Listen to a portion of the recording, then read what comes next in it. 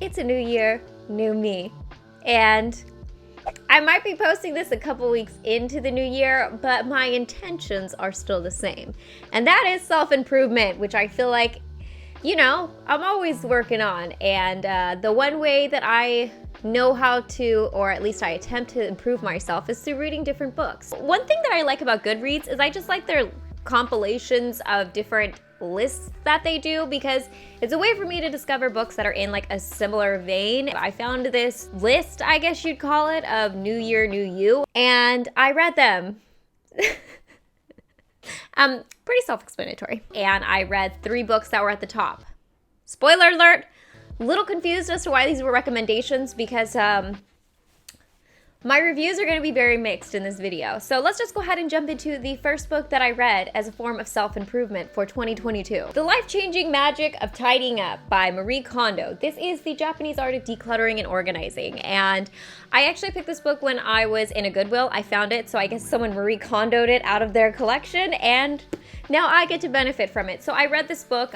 I never read the book, watched the series, or anything when it was at the peak of its height back in, I want to say like 2018, 2019, whenever everyone was like going through their house and like getting rid of everything. So this was my first experience with this style of organization and decluttering. What did I rate this on Goodreads? I don't even remember. I gave this book a 3 out of 5 stars. It's essentially a methodical way to go about discarding and organizing things in your house. And I wouldn't say this is technically like a minimalist approach. In fact, I think the idea behind this is more along the lines of appreciating the items you have and acknowledging them and the purpose that they serve in your life. So being more conscientious about your items. Listen, I could definitely benefit from that. I think that's a very helpful mindset. So for the sake of embracing this book, I decided to Marie Kondo my book collection, because I felt like that was pretty appropriate. So I finished The Life-Changing Magic of Tidying Up by Marie Kondo. The first thing when you're getting rid of stuff or decluttering in this book is to basically collect all of the same items, put them together, take a look, and then get rid of some. So I feel like I've got a lot of space with books to do so, and I also have my books all over my home. I have them in the office, I have them in the living room, I have them in the back bedroom, so I'm gonna go ahead and collect them from all over my home and bring them into one place, because I definitely think I can weed some books out.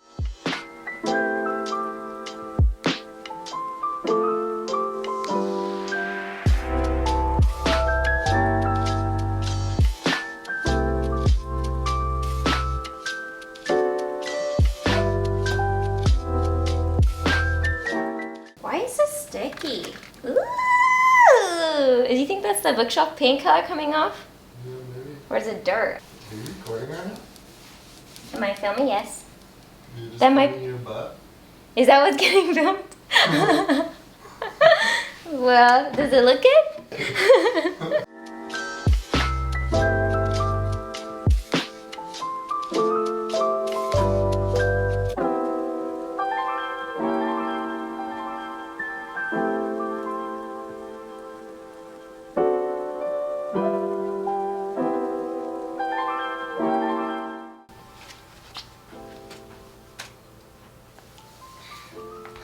Okay,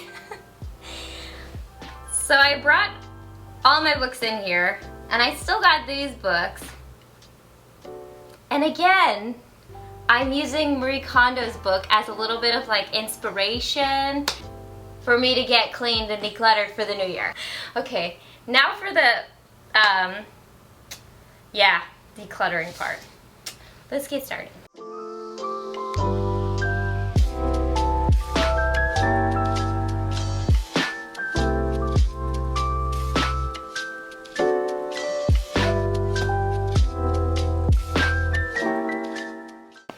Okay, here's where I'm at. I have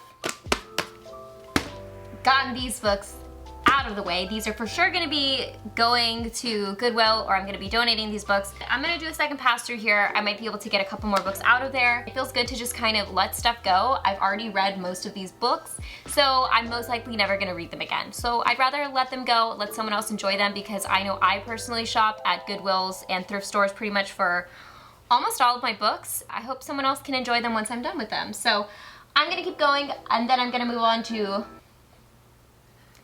that over there.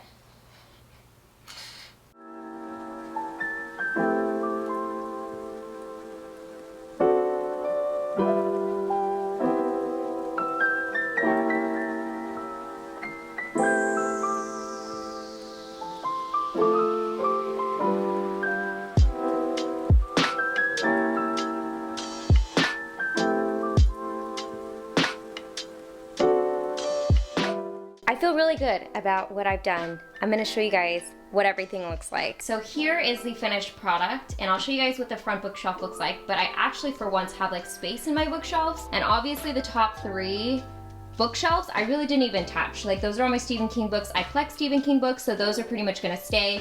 Maybe eventually I'll like get rid of my reader's copies, but I'm still working my way through them, so I still want them as like copies to read. And then down here are like books I either really liked and didn't want to part with, that I really love, that maybe I'll recommend or loan out to friends or family, and then books that I haven't read yet that I do plan on reading. Then over here are the books that I'm getting rid of. So I've either read these, I don't plan on reading them, I'm ready to part with them, and I feel like I did a really good job. I mean, that's a pretty substantial amount. This is my front bookshelf. Would you believe it? I have like empty space on my bookshelves. That feels really good. I'm really happy with that. And I was able to also wipe everything down so it's all nice and clean. No books in my, well, okay, those don't count. No books in my office.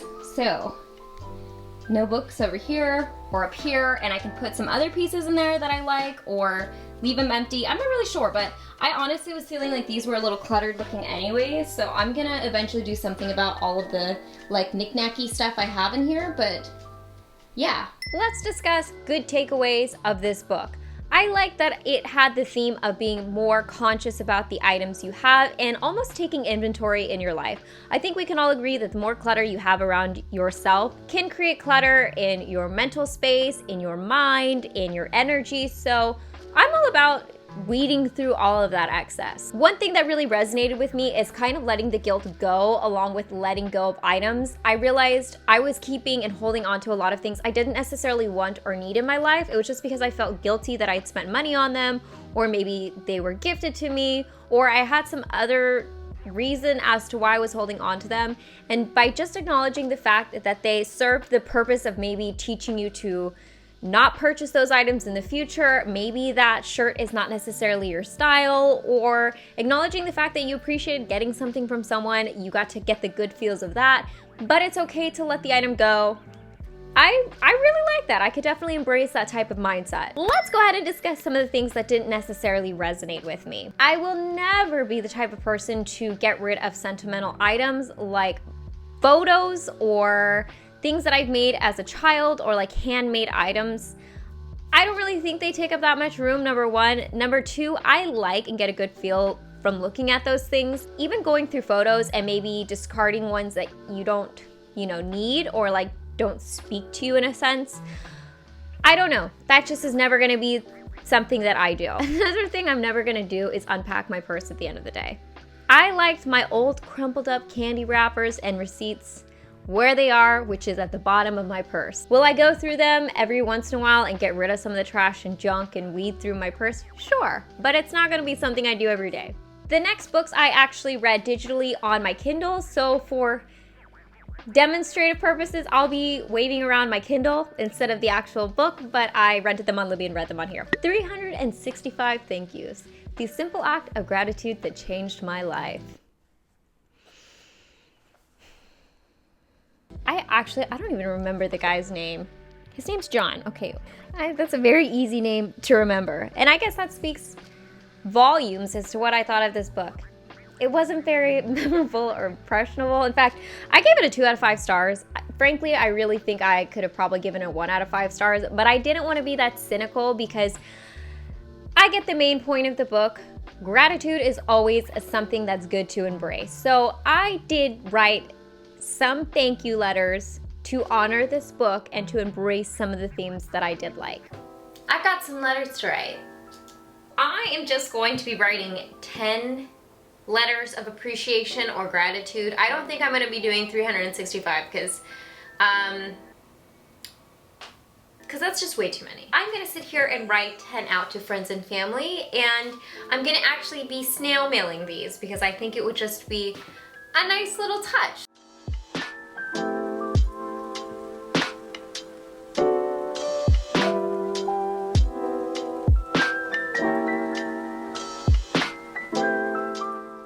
So I've written my thank you letters out. They're actually pretty short because in the book, they're only a couple sentences long. So if you're doing this and practicing this, it doesn't have to be like a full page of thank yous. It can just be like picking something. So I'll go ahead and read you guys one of my examples that I wrote to my mom. I said, "Dear Mom, thank you for always picking up the phone and talking to me, even when I have nothing to say. It's always nice talking to you. Love, Morgan."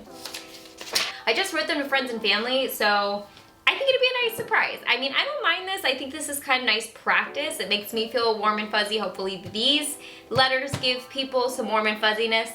But yeah, writing thank you letters. The good takeaways. There's really no such thing as having too much gratitude in your life. In fact, even when things go wrong and you're still giving gratitude to those moments in life and maybe those teaching lessons, or just being happy and being thankful for what you have in the moment, even when it seems like your life around you is falling to pieces. I mean, it gives you a better perspective and it makes bad things easier to stomach.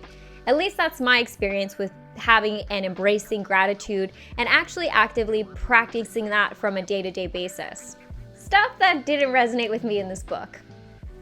The book starts off with our author telling us how his life is just crumbling before him. He is a lawyer who has a practice. His payments aren't coming in. He has people to pay, bills to pay. He's recently divorced. He doesn't really have active contact with his kids. And I really felt like I think it was like 200 plus pages of a guy talking about writing letters and his life got better. And he ran a marathon. There was nothing impressionable about his story or unique besides the fact that he, I guess, was running his, I really can't think of anything that I found that unique about this guy. He really just seemed like your average run-of-the-mill lawyer who was down on his luck and had neglected his relationships in his life. And because he started writing letters to people, all types of people, he was having more happiness and he felt like better, more positive things were coming into his life. Could not find myself invested in him as a character, so much so that I actually wanted to read this to you guys, because sometimes when I'm reading books and I know I'm going to talk about them in a video, I'll make like rambly notes in my notes app, and I think this just sums up how I felt about this book. By the way, when I take notes, they're like a stream of consciousness, so there might not be any periods where there need to be periods. Quote, "I didn't care about his life. Nothing was interesting. Like, woo, you got back with your girlfriend. Woo, you ran a marathon. It had the basic ideas of being grateful, but in a way too long format. I just didn't care. Huh? How is this rated so well? Of course, if you think positively, it seems like more positive things happen, and writing notes of gratitude seems like an obvious way to do this. I did not need 250 pages of that. Guy had a midlife crisis." Anywho, side note, I found the relationship he had with his younger girlfriend a little cringy at times. It was hard to read and it made me really uncomfortable for some reason. Something is just off there and I did not like it. It was so boring. If I wasn't doing a video on this, I would have DNF'd it.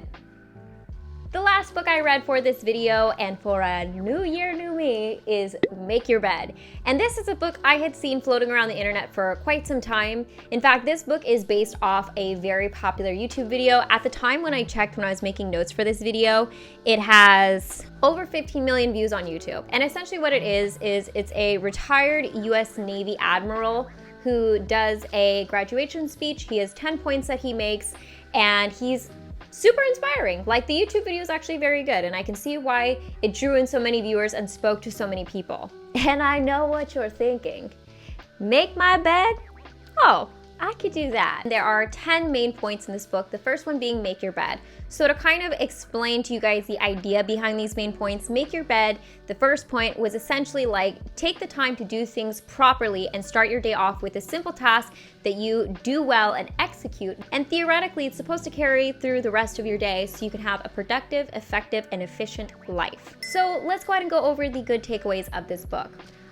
which is that I think there were good takeaways for this book. Like, it was pretty simple, it was a fast read, and I found some parts of it motivational. However, what didn't resonate with me necessarily was I simply just felt like a lot of these points were pretty self-explanatory, and maybe when you're at a point in your life where you're going into a new chapter or phase, aka graduation, I could see how this could be a good guideline for moving into that point in your life. But to be honest, as someone who's nearing 30, I felt like I got just as much out of watching the YouTube video as I did reading the book. So if you want the TLDR version of this book, just watch the YouTube video, because I think honestly it hits on the points pretty much the same way. Those are my thoughts on some of the books that I chose to read for a new year, new me. Overall, do I feel like I'm a new person? Probably not. I read more books now. I'm more well-read now that I can say I've read these books. But I pretty much feel the same, if I'm gonna be frankly honest. It's more so to kind of give you different perspectives and mindsets that maybe you can learn from, pick and choose what you think is relevant to you. Basically, eat the meat, spit out the bones. So I guess for that reason, I'm glad I did this challenge, and I am looking forward in 2022 to do more of these types of challenges. By the way, I will be uploading a book haul, I guess it would be, where I show you guys the books that I did decide to get rid of and share the reasoning behind it. I'll be uploading that in a couple days, as well as some new content for 2022. So be sure to subscribe to this channel if you guys want more content like this. I will also be continuing my folklore and fairy tale Fridays. So I have a couple episodes I've been working on over the break that I am very excited to start back up for this year. So subscribe.